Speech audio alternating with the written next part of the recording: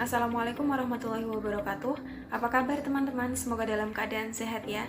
Baik, pada kesempatan kali ini kami dari kelompok 3 mata kuliah pengembangan kurikulum matematika sekolah menengah akan mempresentasikan hasil diskusi kami terkait materi evaluasi kurikulum. Tapi sebelum kita masuk ke materi, ada baiknya kita perkenalan terlebih dahulu. Untuk anggota kelompok 3 seperti yang bisa kalian lihat di sisi kanan saya. Yang pertama ada Mbak Halimatus Sadiah NIM 44 yang akan menjadi penyaji materi 1, yang kedua ada Mbak Putri Arina Rusdani 45 yang akan menjadi penyaji materi 2, yang ketiga ada Mbak Siti Juwariah NIM 55 akan menjadi penyaji materi 3, yang keempat ada saya sendiri Arneta Talia Artamevia sebagai penyaji materi 4 sekaligus moderator, yang kelima ada Mas Azra Nur Syawala NIM 67 sebagai penyaji materi 5, dan yang terakhir ada Mbak Saidah Ramasari NIM 70 sebagai penyaji materi yang ke-6. Nah, pada pembahasan kali ini ada 6 pokok bahasan yang akan kita bahas seperti yang ada di sisi kanan saya di slide. Yang pertama akan kita bahas adalah tentang evaluasi dan kurikulum. Yang kedua yaitu tentang konsep dari kurikulum itu sendiri. Yang ketiga tentang implementasi dan evaluasi kurikulum. Yang keempat tentang peranan dari evaluasi kurikulum. Yang kelima terkait dengan ujian sebagai evaluasi sosial. Dan yang terakhir ini terkait dengan model-model evaluasi kurikulum. Oke baik, kita langsung masuk aja ya ke materi yang pertama, yaitu tentang evaluasi dan kurikulum yang akan disampaikan oleh Mbak Halimatus Sadiah sebagai penyaji materi 1. Untuk Mbak Halimatus Sadiah, dipersilahkan. Baik, terima kasih kepada moderator yang telah memberikan kesempatan kepada saya untuk menyampaikan presentasi kali ini. Sebelum masuk ke materi, saya ingin meminta maaf jika di sini bising sekali ya. Nah, langsung saja masuk ke materi evaluasi dan kurikulum. Evaluasi dan kurikulum memiliki peranan penting, namun evaluasi kurikulum sulit dirumuskan dengan tegas. Evaluasi kurikulum memegang peranan penting baik dalam penentuan kebijaksanaan pendidikan pada umumnya maupun pada pengambilan keputusan dalam kurikulum. Hasil-hasil evaluasi kurikulum dapat digunakan oleh para pemegang kebijaksanaan pendidikan dan para pemegang kurikulum dalam memilih dan menetapkan kebijaksanaan pengembangan sistem pendidikan dan pengembangan model kurikulum yang digunakan. Hasil-hasil evaluasi kurikulum nantinya juga dapat digunakan oleh guru-guru, kepala sekolah, dan para pelaksana pendidikan lainnya. Evaluasi kurikulum sukar dirumuskan secara tegas. Hal ini disebabkan oleh beberapa faktor. Di antaranya yang pertama, evaluasi kurikulum berkenaan dengan fenomena-fenomena yang terus berubah. Yang kedua, objek evaluasi kurikulum adalah sesuatu yang berubah-ubah sesuai dengan konsep kurikulum yang digunakan. Yang ketiga, evaluasi kurikulum merupakan suatu usaha yang dilakukan oleh manusia yang sifatnya berubah. Evaluasi kurikulum di sini dapat disimpulkan bahwa evaluasi kurikulum sukar dirumuskan secara tegas karena dalam pengembangan evaluasi kurikulum tidak lepas dari landasan seperti halnya landasan sosial, landasan iptek dan lain sebagainya. Misal kita menggunakan landasan iptek. Nah, landasan iptek itu dari tahun ke tahun kan mengalami perubahan karena pengembangan teknologi. Nah, hal ini juga bisa menjadi penyebab evaluasi kurikulum sukar dirumuskan secara tegas. Lanjut ke materi hubungan antara evaluasi dan kurikulum. Pandangan terkait evaluasi dan kurikulum menurut R.A. Becker. Beliau ini adalah seorang ahli pendidikan dari Universitas Sussex, Inggris, menyatakan bahwa tiap program pengembangan kurikulum mempunyai style dan karakteristik tertentu, dan evaluasi dari program tersebut akan memperlihatkan style dan karakteristik yang sama pula. Seorang evaluator akan menyusun program evaluasi kurikulum sesuai dengan style dan karakteristik kurikulum yang dikembangkannya. Juga terjadi sebaliknya, hasil program evaluasi kurikulum akan mempengaruhi pelaksanaan praktik kurikulum. Konsep R.A. Becker tentang pengembangan kurikulum dan evaluasi kurikulum pada mulanya bersifat deskriptif, dan konsep-konsep evaluasi kurikulum yang bersifat perspektif pula sebagai contoh teori Ralph Taylor dan Benjamin Bloom berisikan pedoman-pedoman praktis bagi pengembangan kurikulum. Demikian juga dengan teori evaluasi kurikulumnya.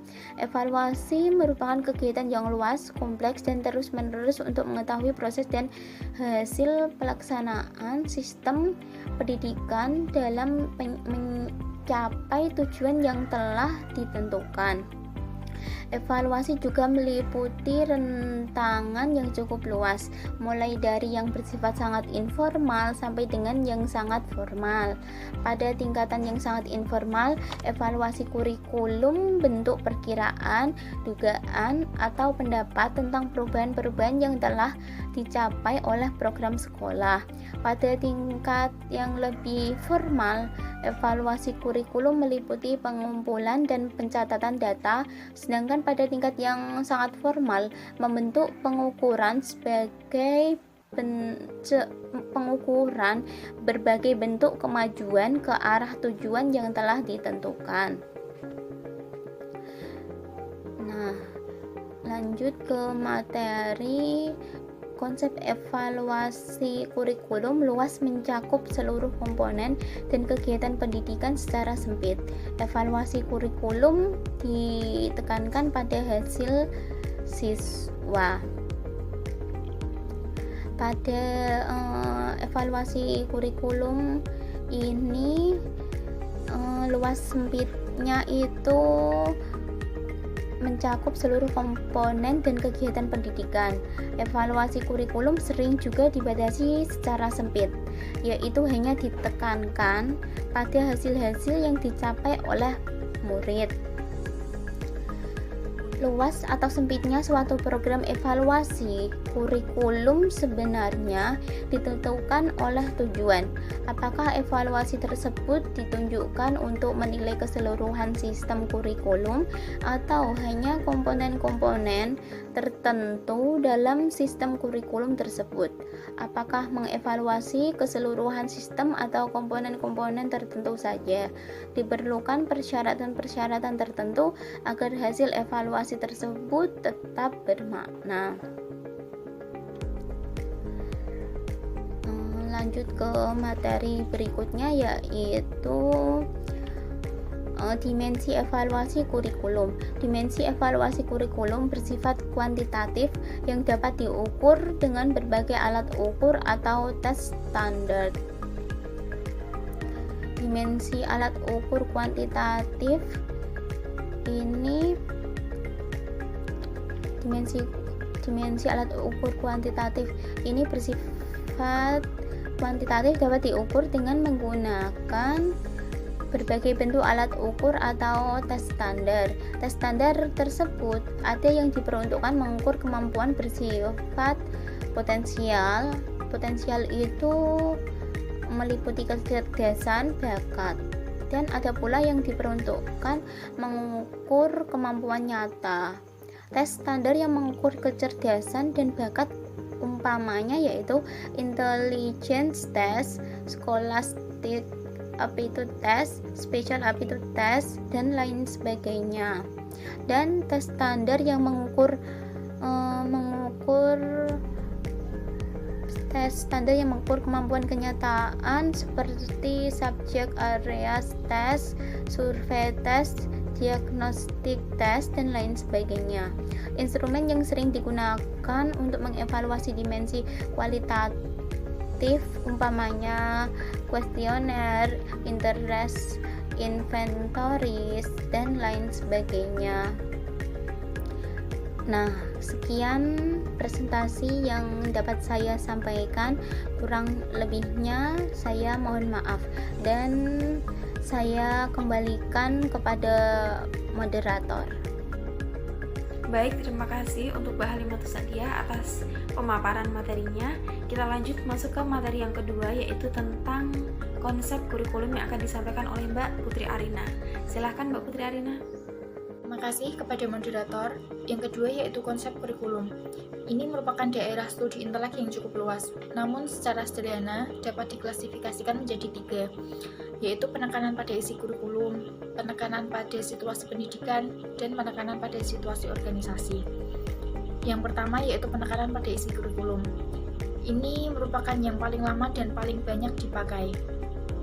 Nah, penekanan pada isi kurikulum ini juga terus mendapatkan pembaharuan atau penyempurnaan dikarenakan 1. Didorong oleh tuntutan untuk menguatkan kembali nilai moral dan budaya dari masyarakat. Yang kedua, perubahan dasar filosofis tentang struktur pengetahuan. Dan yang ketiga, adanya tuntutan bahwa kurikulum harus berorientasi pada pekerjaan. Nah, pengembangan kurikulum yang menekankan pada isi ini bersifat material center atau siswa sebagai penerima yang pasif. Secara teoritis, kurikulum yang menekankan pada isi ini dapat diukur, mempunyai tujuan apabila sesuatu yang telah ditransfer pada anak dapat dikuasai oleh anak itu sendiri. Yang kedua yaitu penekanan pada situasi pendidikan. Ini lebih menekankan pada masalah di mana bersifat khusus, memperhatikan dan disesuaikan dengan lingkungan.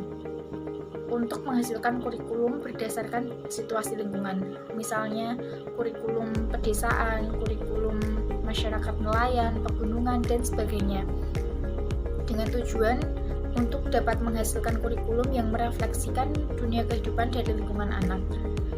Kurikulum ini tidak atau kurang menekankan pada spesifikasi isi dan organisasi, atau lebih bersifat fleksibel dalam pelaksanaannya. Nah, kurikulum ini disusun sesuai dengan keadaan alam setempat, keadaan alam siswa berada. Secara teoritis, mengevaluasi kurikulum ini sangat sulit, karena perencanaan dan pelaksanaan pengajaran sangat beragam, dan peran guru dalam mengembangkan kreativitasnya sangat besar. Yang terakhir yaitu penekanan pada situasi organisasi. Nah, ini lebih menekankan pada proses belajar mengajar. Perbedaan dari 2 sebelumnya yaitu memberikan perhatian yang lebih pada pelajar atau siswa. Tipe kurikulum ini secara relatif bersifat lepas dari situasi lingkungan atau situation free. Kurikulum ini lebih dekat pada pendekatan kurikulum yang bersifat umum, berlaku dalam lingkungan luas. Kurikulum ini menolak pendapat bahwa penguasaan pengetahuan merupakan alat untuk mencapai tujuan. Nah, itu yang dapat saya sampaikan mengenai konsep kurikulum. Selanjutnya, saya kembalikan ke moderator. Baik, terima kasih Mbak Putri Arina sudah memaparkan materi yang kedua. Kita lanjut ke materi yang ketiga, yaitu tentang implementasi dan evaluasi kurikulum yang akan disampaikan oleh Mbak Siti Juwaria. Kepada Mbak Siti Juwaria, dipersilahkan. Baiklah, terima kasih saya ucapkan kepada moderator yang telah mempersilahkan saya untuk membagi apa yang telah saya pahami terkait materi implementasi dan evaluasi kurikulum. Untuk yang pertama, kita harus tahu apa itu maksud dari implementasi. Nah, implementasi adalah proses pelaksanaan. Lalu yang dilaksanakan adalah apa? Yang dilaksanakan adalah ide atau gagasan atau konsep, di mana setelah pelaksanaan itu diharapkan akan menimbulkan suatu dampak yang positif yang akan memberikan dampak yang baik. Nah, gitu ya. Kemudian untuk selanjutnya adalah kalau kata kurikulum itu digabung dengan kata implementasi atau menjadi implementasi kurikulum, jadi maksudnya adalah proses pelaksanaan dari konsep, dari ide, dari gagasan kurikulum, yang mana kurikulum itu berawal dari kurikulum potensial, yaitu kurikulum yang masih berupa dokumen, menjadi kurikulum aktual, yaitu kurikulum yang sudah dilaksanakan pada proses pembelajaran, dimana ketika kurikulum itu sudah diterapkan, sudah dilaksanakan, maka nanti diharapkan akan menimbulkan suatu dampak yang baik, dampak yang positif bagi proses pembelajarannya. Kemudian pada implementasi kurikulum itu terdapat beberapa tahap. Yang pertama ada tahap perencanaan, yang kedua ada tahap pelaksanaan, dan yang terakhir ada tahap evaluasi. Pada tahap perencanaan itu merancang visi, misi, dan juga tujuan dari kurikulum. Kemudian setelah dirancang pada tahap ini, barulah akan berlanjut ke tahap selanjutnya, yaitu tahap pelaksanaan. Dan ketika sudah dilaksanakan, maka tinggal beralih ke tahap terakhir, yaitu tahap evaluasi, di mana yang dievaluasi ada dua hal. Yang pertama, apakah proses pelaksanaannya sudah sesuai dengan apa yang sudah dirancang atau belum. Dan yang kedua, apakah hasilnya sudah sesuai ataukah belum. Itu untuk untuk tahap pelaksanaan sendiri itu ada dua tingkat. Yang pertama pada tingkat sekolah, yang kedua yaitu pada tingkat kelas. Untuk yang tahap tingkat sekolah itu yang memiliki peran penting adalah seorang kepala sekolah. Jadi di sini kepala sekolah memegang kendali dari proses pelaksanaan kurikulum. Kalau dalam tingkat kelas itu yang memegang peran penting adalah seorang guru. Karena pada tahap kelas ini guru bertugas untuk mengawasi jalannya kurikulum, apakah sudah baik ataukah belum, ataukah kurang. Begitu.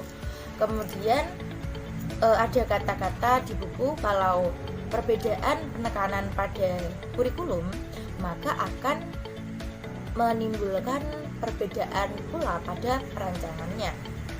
Ini sebenarnya mudah untuk dipahami, karena ketika kita menekankan sesuatu, lebih menekankan unsur tertentu pada kurikulum, tentu saja antara rancangan yang satu dengan yang lainnya berbeda.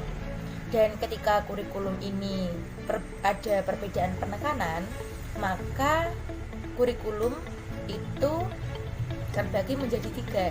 Yang pertama ada kurikulum yang lebih menekankan isi, yang kedua ada kurikulum yang lebih menekankan situasi, dan yang ketiga ada kurikulum yang lebih menekankan pada organisasi.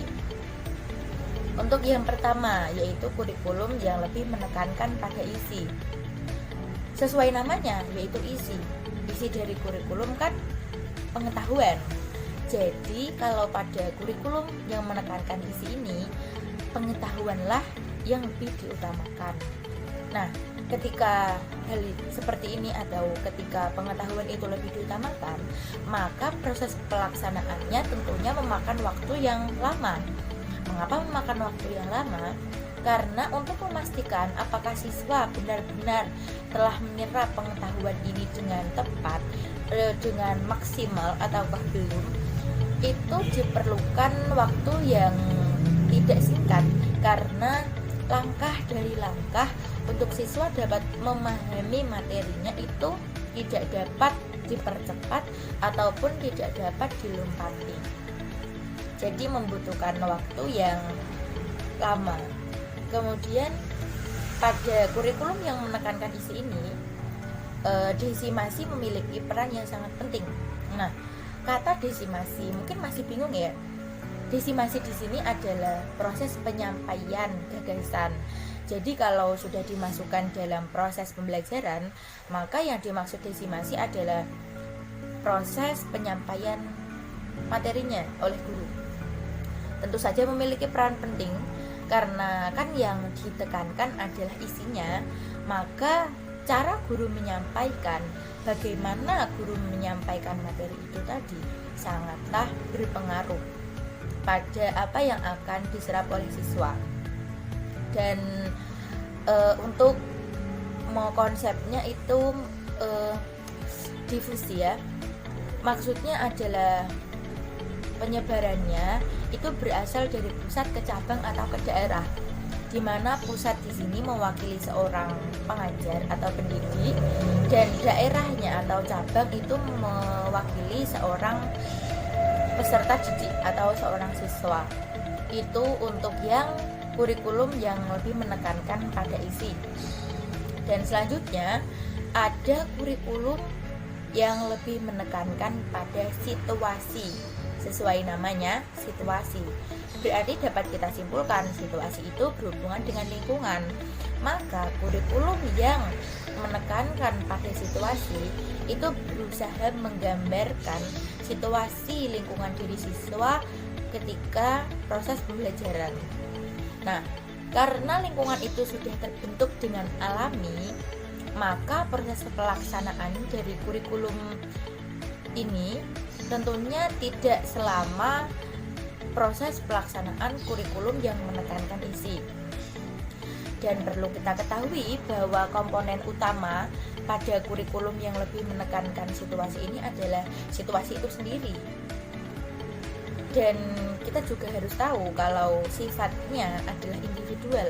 Maksudnya antara individual atau khas ya. Jadi maksudnya antara situasi yang satu dengan situasi yang lain itu memiliki ciri tersendiri, tidak dapat dijadikan menjadi satu. Dan kita akan berlanjut ke kurikulum yang menekankan pada organisasi. Nah, yang dimaksud kata organisasi di sini adalah itu bagaimana proses belajar siswa. Prosesnya ya, perlu kita garis bawahi adalah proses. Bagaimana proses belajar siswa di dalam kelas. Lalu yang menjadi peran utama tentu saja seorang guru. Nah, mengapa harus seorang guru?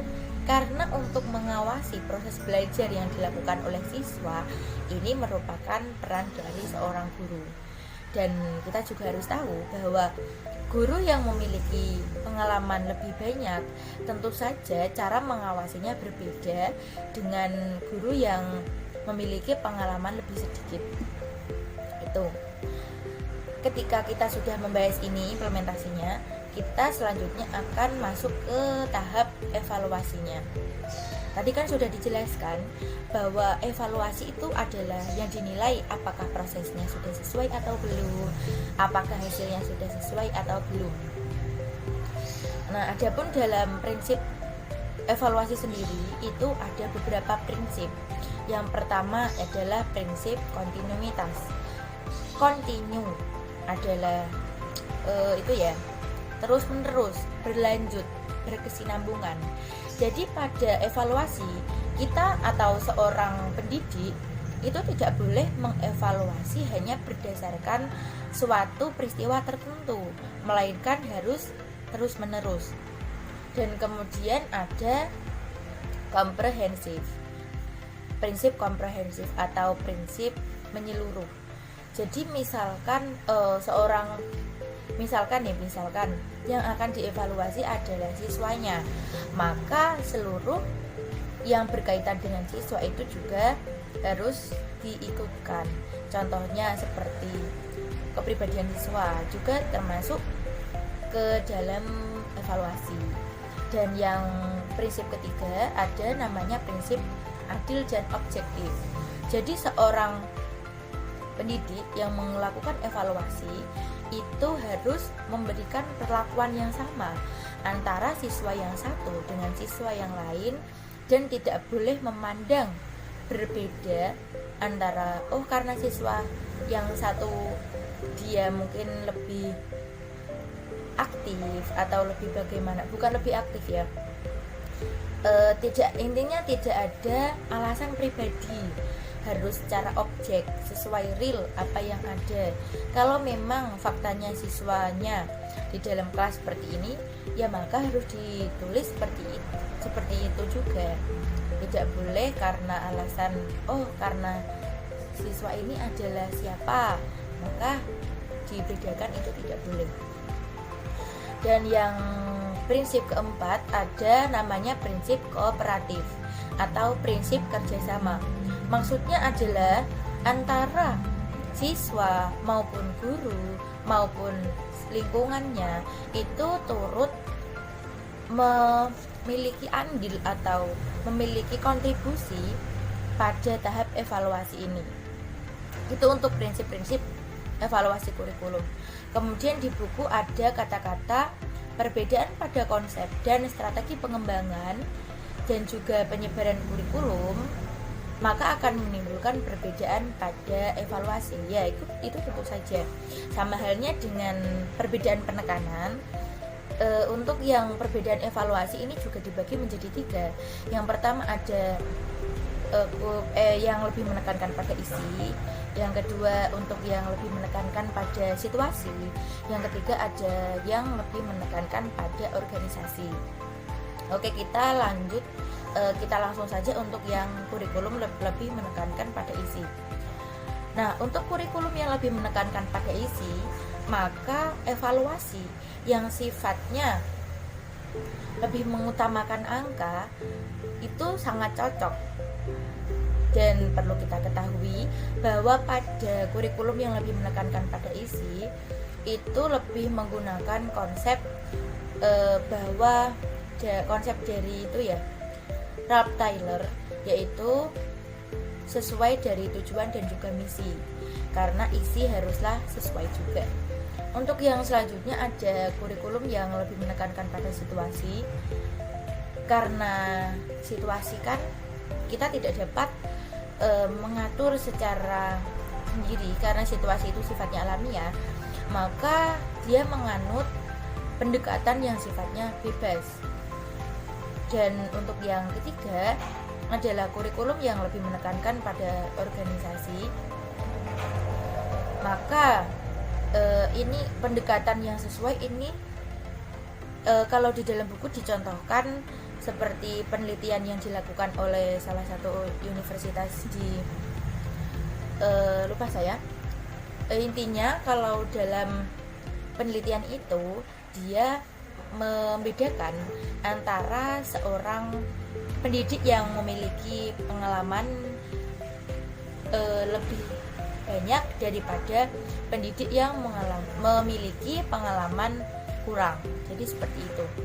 Jadi kalau untuk yang menekankan organisasi hampir sama seperti tadi penjelasannya, bahwa seorang pendidik yang memiliki pengalaman inilah yang harus diutamakan. Mungkin itu pemahaman dari saya terkait implementasi dan evaluasi kurikulum. Mungkin kalau ada pengertian yang berbeda antara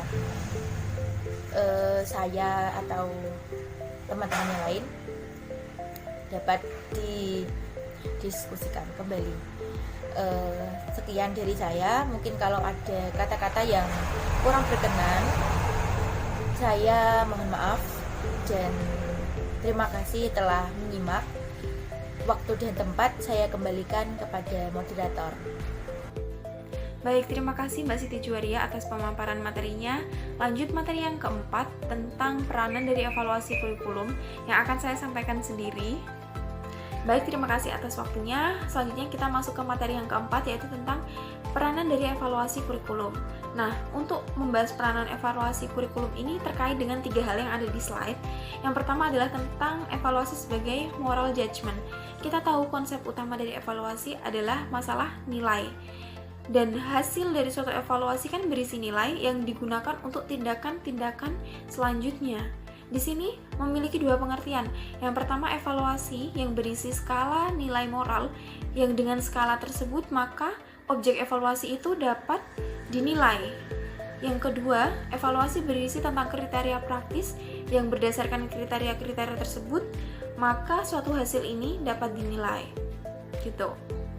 Nah, sebenarnya dalam proses evaluasi ini terkait dengan 2 hal. Jadi bukan hanya tentang penentuan keputusan, tapi ada 2. Yang pertama adalah pengumpulan informasi, dan yang kedua adalah penentuan keputusan. Kedua hal ini tetap terkait dengan masalah nilai. Misalnya dalam pengumpulan informasi, kita menilai dulu sumber seperti apa yang kita inginkan, jenis data seperti apa yang kita butuhkan. Nah, itu kan terkait dengan nilai yang akan kita bawa. Yang selanjutnya terkait dengan penentuan keputusan. Penentuan keputusan ini tidak bisa bersifat subjektif, artinya harus berpegang teguh dengan nilai-nilai yang sudah ditentukan. Seperti itu. Kita lanjut ke pembahasan yang selanjutnya, yaitu evaluasi dan penentuan keputusan. Di dalam pendidikan ada berapa sih yang berhak untuk menentukan atau mengambil keputusan? Banyak ya, jadi semuanya memang berhak, dari mulai siswa, guru, kepala sekolah, supervisor, dan lain-lain, pengawas, itu juga dia memiliki hak untuk menentukan sebuah keputusan. Tapi besar atau kecilnya hak mereka untuk menentukan keputusan itu tergantung dari porsi tanggung jawab yang diemban. Misalnya seorang siswa, dia hanya bisa memberikan keputusan atau membuat keputusan untuk dirinya sendiri. Misalnya, hari ini saya mau belajar jam berapa, setelah nanti saya SMA saya mau masuk IPA atau IPS. Nah itu, dia hanya berada di lingkup itu karena porsinya dan tanggung jawabnya segitu. Tapi ketika kita naik ke tingkat guru bisa membuatkan keputusan untuk siswanya, memilihkan. Misalnya, siswa ini dia kurang dalam hal A, maka guru berhak untuk memberikan tindakan terkait dengan hasil evaluasi tersebut. Nah, guru berarti berhak untuk memberikan keputusan bagi satu siswa maupun seluruh siswa. Seperti itu. Begitu juga kepala sekolah dan pengawas. Jadi besar kecilnya keputusan yang dia ambil terkait dengan tanggung jawab yang diemban gitu. Kita lanjut ke materi yang ketiga, yaitu terkait dengan evaluasi dan konsensus nilai. Dalam hal evaluasi dan penentuan keputusan, pasti akan terjadi suatu masalah, konflik. Kenapa?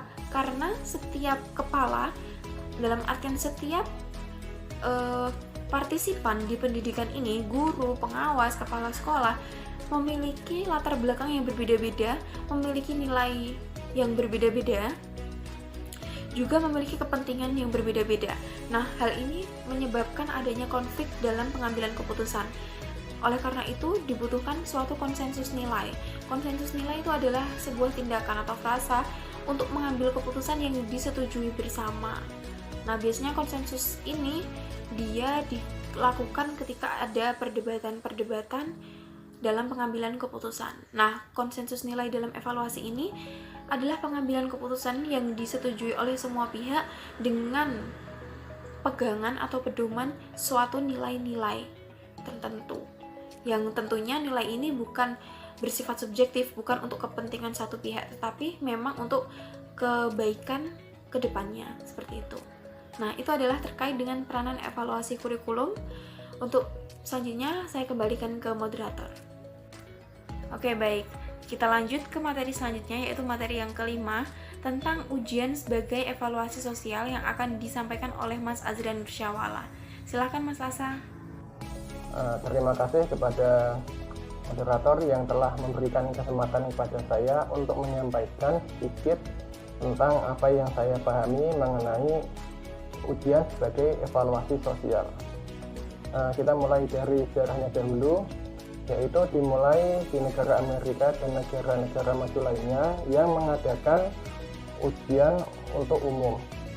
Tentunya ujian atau tes ini merupakan salah satu model evaluasi yang digunakan untuk menilai kemampuan masyarakatnya di sana, serta untuk mengetahui jenis-jenis kemampuan yang dipandang memiliki derajat yang lebih tinggi daripada kemampuan-kemampuan lainnya.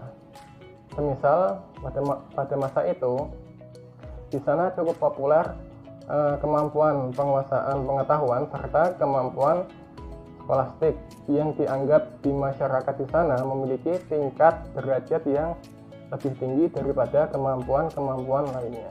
Pada masa itu orang-orang yang umumnya lulus dalam ujian pengetahuan dan ujian kemampuan skolastik rata-rata adalah orang-orang yang memiliki kemampuan daya ingat yang cukup tinggi. Hal ini tidak semata-mata dikarenakan oleh anggapan psikologis lama yang mengatakan bahwa otak yang baik adalah otak yang mampu mengingat banyak fakta atau banyak informasi. Akan tetapi juga dipengaruhi oleh sumber informasi atau sumber pembelajaran yang pada masa itu cenderung tidak berubah selama bertahun-tahun, bahkan ada yang selama 2 abad tetap dipakai dalam sistem pembelajarannya. Pada awal abad ke-20, di beberapa negara maju sudah memulai mengadakan ujian atau tes bagi masyarakat yang mau atau yang akan masuk ke sekolah menengah.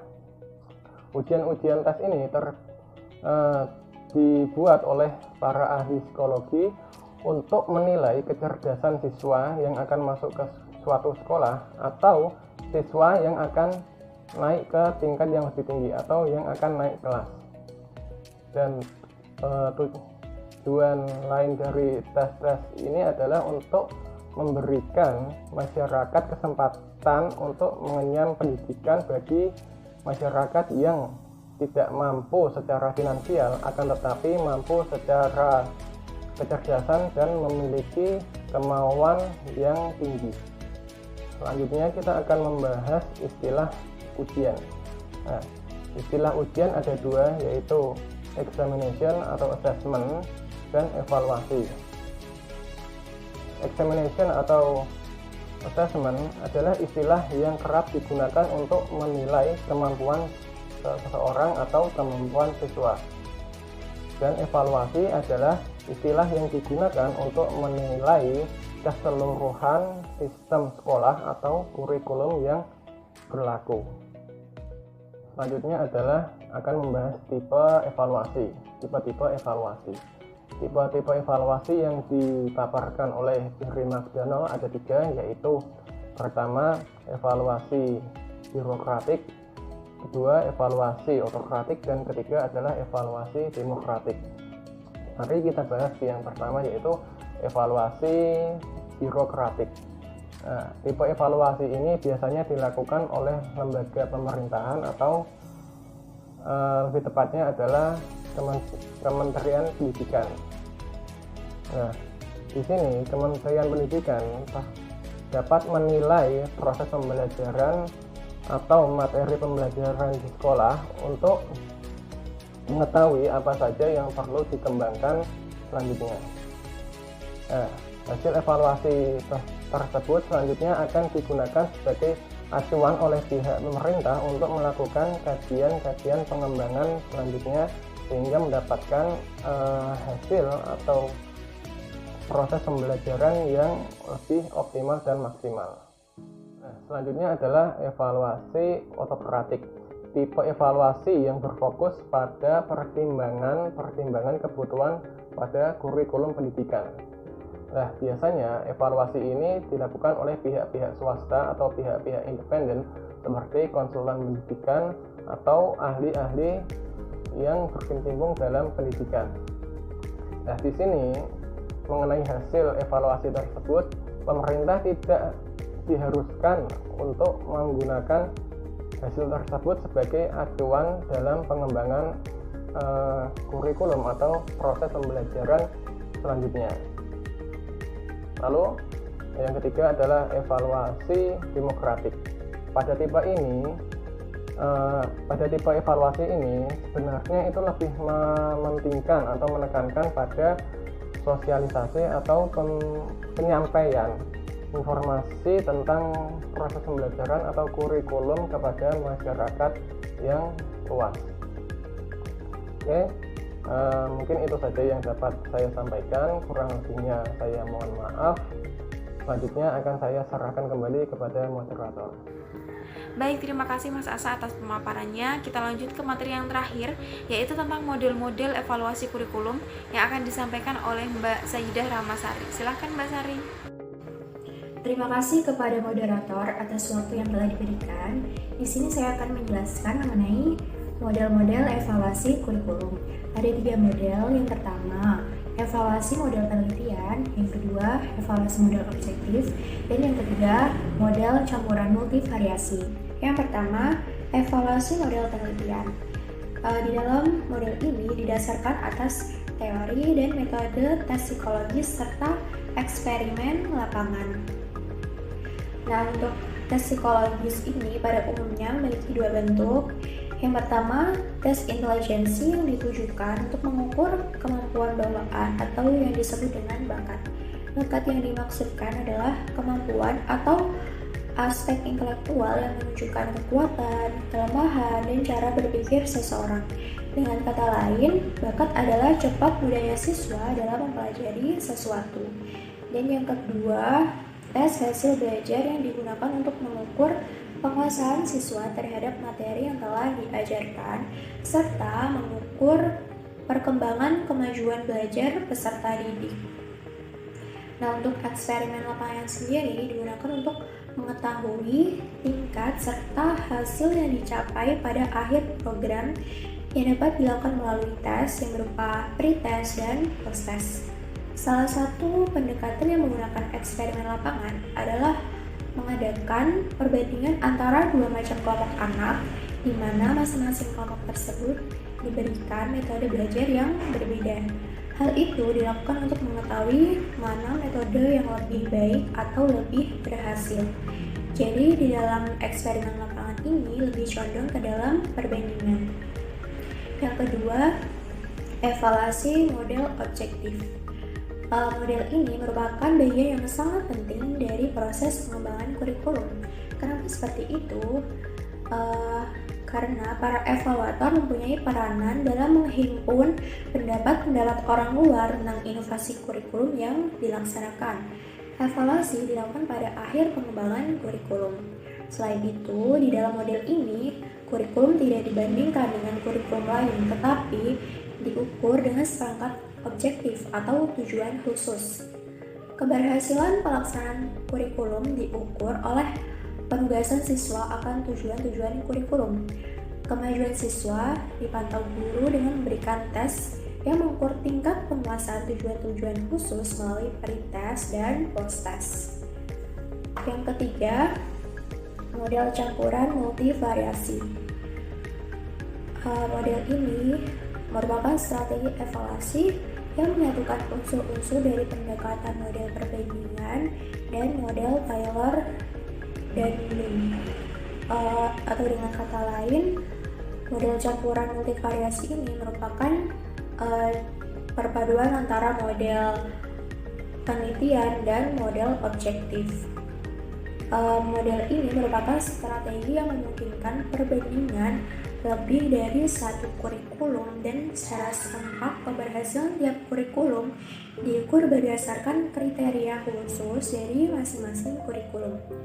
Nah, dari ketiga model tersebut dapat disimpulkan bahwa model perbandingan atau penelitian itu lebih sesuai untuk mengevaluasi pengembangan kurikulum yang menekankan pada isi.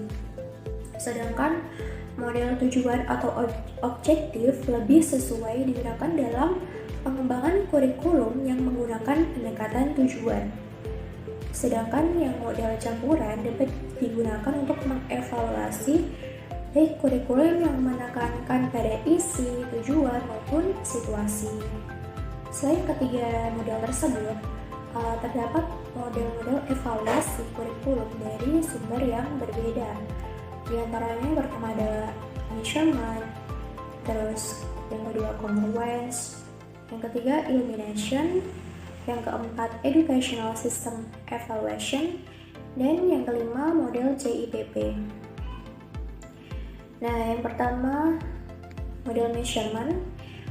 Model ini menekankan pada pengukuran perilaku siswa. Jadi hasil evaluasi yang digunakan terutama untuk keperluan seleksi siswa, bimbingan pendidikan, dan perbandingan efektivitas antara dua atau lebih metode pendidikan. Objek evaluasi ini dititik beratkan pada hasil belajar, terutama dalam aspek kognitif yang dapat diukur melalui skor hasil tes. Konsep measurement menekankan terhadap pentingnya objektivitas pada proses evaluasi. Aspek objektivitas ini perlu dijadikan landasan dalam rangka mengembangkan konsep dan sistem evaluasi. Pendekatan yang digunakan oleh konsep ini sangat besar pengaruhnya dalam berbagai kegiatan pendidikan seperti seleksi dan klasifikasi siswa, pemberian nilai di sekolah, dan kegiatan penelitian pendidikan. Model evaluasi ini terbatas hanya mengenai hasil belajar yang bersifat kognitif. Padahal, hasil belajar yang bersifat kognitif bukanlah satu-satunya indikator dari keberhasilan suatu kurikulum. Kurikulum diharapkan dapat mengembangkan berbagai potensi yang ada pada diri siswa. Yang kedua, model congruence. Evaluasi model congruence merupakan pemeriksaan kesesuaian antara tujuan pendidikan dan hasil belajar yang dicapai untuk melihat sejauh mana perubahan hasil pendidikan yang telah terjadi. Hasil evaluasi diperlukan dalam rangka penyempurnaan program, bimbingan pendidikan, dan pemberian informasi kepada pihak-pihak di luar pendidikan. Objek evaluasi dititik beratkan pada hasil belajar dalam bentuk kognitif, psikomotorik, maupun sikap. Konsep ini telah menghubungkan kegiatan evaluasi dengan tujuan untuk mengkaji efektivitas kurikulum yang sedang dikembangkan. Dengan mengkaji efektivitas kurikulum dalam mencapai tujuan-tujuan yang telah ditetapkan, hal ini akan memberikan timbal balik kepada pengembang kurikulum tentang tujuan-tujuan mana yang sudah dan belum dicapai. Yang menjadi perhatian konsep ini adalah hubungan antara tujuan dan hasil belajar. Pelaksanaan evaluasi konsep ini terjadi pada saat kurikulum sudah selesai dilaksanakan. Jadi, informasi yang dihasilkan akan berupa tujuan-tujuan mana yang telah dan belum dapat dicapai. Yang ketiga, illumination. Model evaluasi illumination ini merupakan studi mengenai pelaksanaan program, pengaruh faktor lingkungan, kelebihan dan kelemahan program, serta pengaruh program terhadap perkembangan hasil belajar. Evaluasi ini lebih didasarkan pada judgement atau pertimbangan yang hasilnya diperlukan untuk penyempurnaan program. Objek evaluasi mencakup latar belakang dan perkembangan program, proses pelaksanaan, hasil belajar, dan kesulitan-kesulitan yang dialami. Konsep illumination ini menekankan pentingnya dilakukan evaluasi yang berkelanjutan selama proses pelaksanaan kurikulum yang sedang berlangsung. Konsep ini tidak menekankan pentingnya evaluasi terhadap bahan-bahan yang disusun dalam tahap perencanaan. Dengan kata lain, evaluasi ini lebih berorientasi pada proses dan hasil yang dicapai oleh kurikulum yang bersangkutan. Yang keempat, educational system evaluation. Objek evaluasi ini mencakup input yang berupa bahan, rencana, peralatan. Selain mencakup input, juga mencakup proses dan hasil yang dicapai. Hasil evaluasi diperlukan untuk penyempurnaan program dalam penyimpulan hasil program secara keseluruhan. Model ini ditekankan pada peranan kriteria dalam proses evaluasi yang memberikan ciri khas bagi kegiatan evaluasi. Tanpa kriteria, kita tidak akan dapat menghasilkan suatu informasi yang menunjukkan ada tidaknya kesenjangan, sedangkan informasi semacam inilah yang diharapkan dari hasil evaluasi. Sehubungan dengan ruang lingkup evaluasi, konsep ini mengemukakan perlunya evaluasi itu dilakukan terhadap berbagai dimensi program, tidak hanya hasil yang dicapai, tapi juga input dan proses yang dilakukan. Yang kelima, model JPP. Model ini menitik beratkan pada pandangan bahwa keberhasilan program pendidikan dipengaruhi oleh berbagai faktor, di antaranya karakteristik peserta didik, lingkungan, tujuan program, dan peralatan yang digunakan, serta prosedur dan mekanisme pelaksanaan program itu sendiri. JPP merupakan model evaluasi dengan fokus pada konteks, input, proses, dan produk. Keempat, aspek tersebut menjadi bagian penting dalam kegiatan evaluasi kurikulum yang dianggap mencakup keseluruhan dimensi kurikulum. Sekian materi yang bisa saya sampaikan. Untuk selanjutnya saya akan kembalikan kepada moderator. Baik, terima kasih atas pemaparan materinya Mbak Sari. Nah, demikian adalah pembahasan terkait materi evaluasi kurikulum oleh kelompok 3. Semoga dapat memahamkan dan bermanfaat untuk teman-teman semua.